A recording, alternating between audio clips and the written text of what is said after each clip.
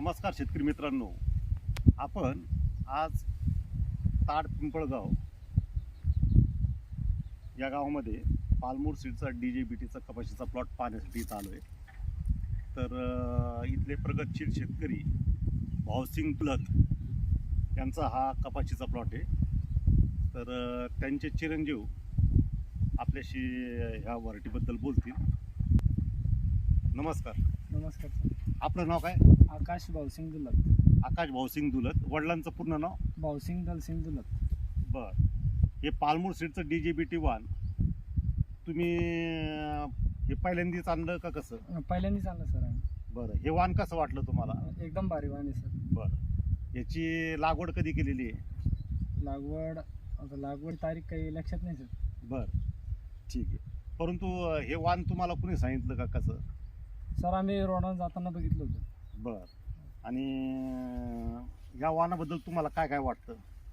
हे वाण एकदम भारी आहे सर. हां. बरं. बोंडाचा आकार कसा काय वाटला तुम्हाला? बोंडाचा आकार एकदम भारी आहे. बरं. 5 पाकळीची बोंड 5 पाकळीचे बोंड आहेत. आणि हे माळा बोंड जवळजवळ आहे का लांब लांब आहे? जवळजवळ आहे सर. हां, जवळजवळ. हे बरं. आता हे झाड पाहतोय आपण. याचा पूर्ण जर घेर दाखव साहेब इकडनं, तर हे अशा पद्धतीने या झाडाला जवळजवळ आता 100च्या पुढं बोंड असतील. तर ह्या ज्या आहेत ना, त्या बुडामध्ये ह्या 2 फळफांद्या आहे बघा. आपलं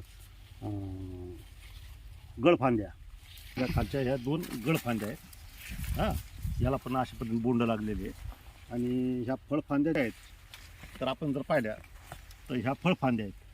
तर एक आता ह्या फळफांद्या जर मोजल्या 1 2 3 4 5 6 7 ही इकडे गेली का 8 9 10 11 12 13 14 आणि ही इथं 15 आणि ही इकडे गेली ही 16 आणि इथं मला वाटतं शेंडा तुटलेलं आहे वाटतं. हां, ही 17पर्यंत ही इथं दिसते. अशा पद्धतीने हे झाडाचं आहे. आणि बोंड एकदम जवळ लागलेले आहेत बघा.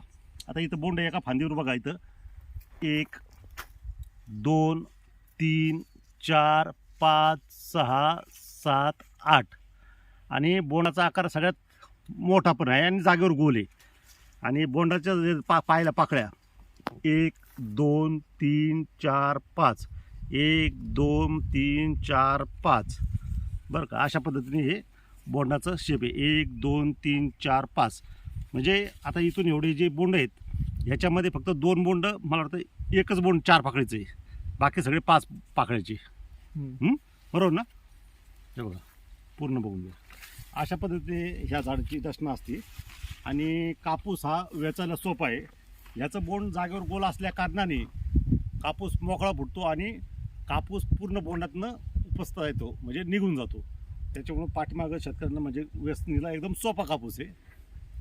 तर आपण ह्या शेतकऱ्यांचे इथं आपला हा प्लॉट लावला त्याबद्दल आपण आभार मानू. आणि पुढच्या वर्षी येणाऱ्या वर्षी सर्व शेतकऱ्यांनी ह्या वाहनाची निवड करावी. Palamuru DJBT PCH 22 number, Palamuru cotton hybrid 22 number असं या वाहनाचा कोड नंबर आहे. धन्यवाद मित्रांनो. फोटो काढ.